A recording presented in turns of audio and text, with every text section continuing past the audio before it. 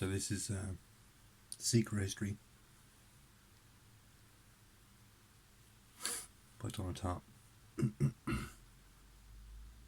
Bloody good book.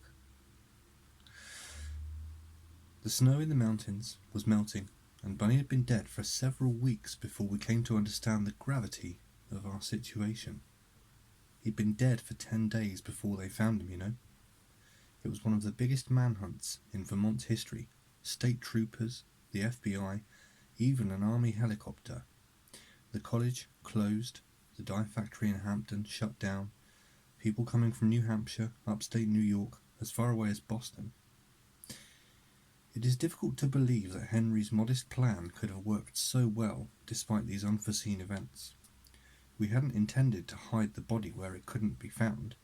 In fact, we hadn't hidden it at all, but had simply left it where it fell in hopes that some luckless passerby would stumble over it before anyone even noticed he was missing. This was a tale that told itself simply and well. The loose rocks, the body at the bottom of the ravine, and with a clean break in the neck, and the muddy skid marks of dug-in heels pointing the way down. A hiking accident, no more, no less, and it might have been left at that, at quiet tears and a small funeral, had it not been for the snow that fell that night. It covered him without a trace, and 10 days later, when the thaw finally came, the state troopers and the FBI and the searchers from town all saw that they had been walking back and forth over his body until the snow above it was packed down like ice.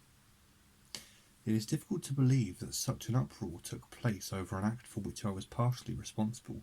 Even more difficult to believe I could have walked through it. The cameras, the uniforms, the black crowds sprinkled over Mount Cataract like ants in a sugar bowl, without incurring a blink of suspicion.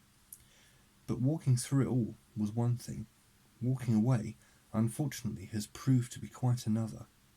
And though once I thought I had left the ravine forever on an April afternoon long ago, now I'm not so sure.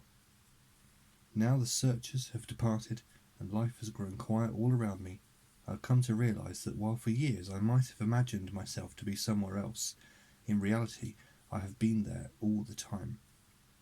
Up at the top, by the muddy wheel ruts in the new grass, where the sky is dark over the shivering apple blossoms, and the first chill of the snow that will fall that night is already in the air.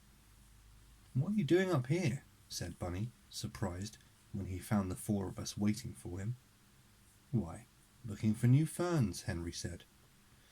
And after we stood whispering in the underbrush, one last look at the body, and a last look round, no dropped keys, lost glasses, everybody got everything, and then started single file through the woods, I took one glance back through the saplings that leapt to close the path behind me. Though I remember the walk back and the first lonely flakes of snow that came drifting through the pines, remember piling gratefully into the car and starting down the road like a family on vacation, with Henry driving clenched-jawed through the potholes, and the rest of us leaning over the seats and talking like children. Though I remember only too well the long terrible night that lay ahead, and the long terrible days and nights that followed. I have only to glance over my shoulder for all those years to drop away, and I see it behind me again. The ravine, rising all green and black through the saplings, a picture that will never leave me. I suppose at one time in my life I might have had any number of stories, but now there is no other. This is the only story I'll ever be able to tell.